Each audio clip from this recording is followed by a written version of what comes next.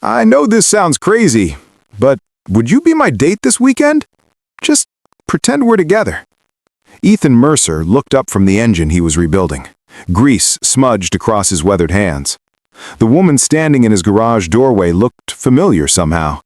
Designer heels, silk blouse, nervous energy radiating off her like heat from asphalt in July. "Ma'am, I think you've got the wrong place," he said quietly, wiping his hands on a rag. "No." Her voice cracked slightly. I saw you. Last week.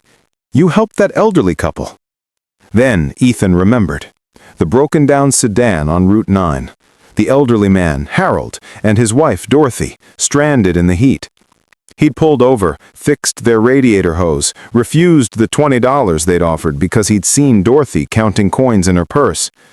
What he hadn't noticed was the sleek black car pulled over 50 yards ahead, Claire's car, also overheating, and the young woman in a business suit watching him work. He hadn't seen her miss her meeting because she couldn't stop thinking about what real kindness looked like. Someone filmed it, posted it online. "Mechanic refuses payment from elderly couple." 3 million views. "But I didn't need the video. I was there. I saw your face when you handed back their money." She sat on his workbench, her polished exterior crumbling like rust on a husky tool. "My family reunion is this weekend. Everyone keeps asking why I'm still single, why I'm always working, why I can't just be normal. I need someone kind, someone real, just for 2 days." Her name was Claire Donovan, 28 years old, CEO of a tech startup, and utterly alone. Ethan was 33, inherited his father's garage after cancer took him 3 years ago. He understood loneliness. "All right, I'll do it. I'll pay you. No money." His voice was firm but gentle. "If I'm doing this, it's because you need help, not because you're buying it." The reunion was held at a lakeside estate upstate. Ethan borrowed his friend Marcus's truck and picked up Claire Saturday morning. She'd transformed back into her corporate armor, but her hands trembled as they drove.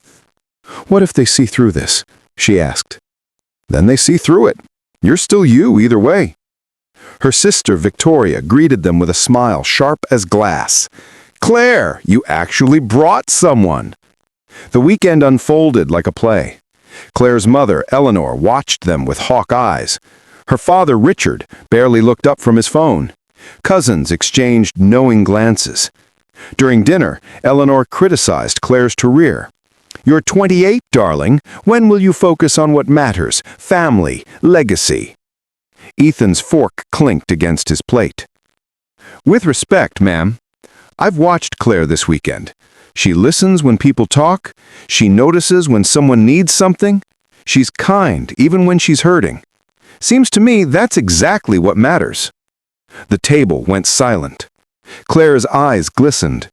No one had ever defended her like that. Later, by the lake, she found Ethan skipping stones in the moonlight. "Why did you say that? You barely know me." "I know enough. I know you stopped to help a kid find his mom yesterday. I know you called your assistant to check on her sick daughter. My dad taught me that kindness isn't about how much money you make. It's about showing up, making people feel less alone." "I feel less alone with you. I haven't felt that in I can't remember how long." Sunday morning brought revelation. Victoria cornered Ethan by the coffee station. "I know who she is, Claire Donovan, CEO of Novotech, worth millions. And you're what? Hoping for a payday?" Ethan set down his cup slowly. "I'm hoping your sister realizes she doesn't need to prove anything to people who should already see her." Claire overheard. She found Ethan packing his bag, her face unreadable. "You knew what they'd think, what this would look like." "Yeah, I met her eyes. Did it anyway." "Why?" "Because you asked for help. Because you needed someone to see you as a person, not a portfolio. Because everyone deserves to feel worthy, even if it's just for a weekend." She broke then, quietly, the way people break when they've been strong too long. Ethan held her, this powerful woman who'd built empires but couldn't build a bridge to her own family. They drove back in silence, but it wasn't uncomfortable. It was the silence of two people who'd shared something real. At his garage, Claire finally spoke. "I can't pay you. You won't let me. But I want to do something." "Then show up for yourself. Stop living for their approval." Claire nodded, tears on her cheeks. She hugged him, tight and grateful, then left. Weeks passed. Then one Tuesday, a single mother named Pamela arrived with a broken car and no money. Ethan fixed it free, like always. As she drove away, Claire pulled up in a modest sedan.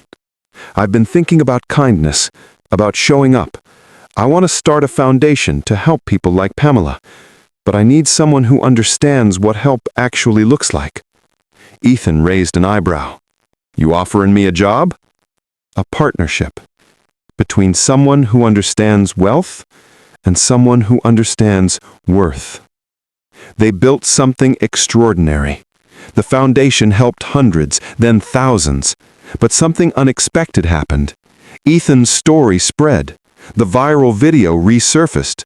People started coming to his garage not just for repairs, but because they heard about the mechanic who fixed cars and hearts. His business grew. He hired 2 employees, then 5, expanded the garage.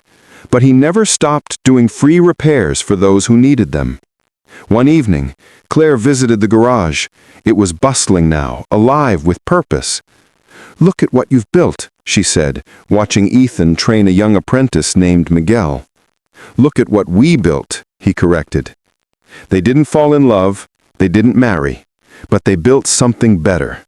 A friendship rooted in mutual respect, a foundation that changed lives, and proof that kindness multiplies when you give it away.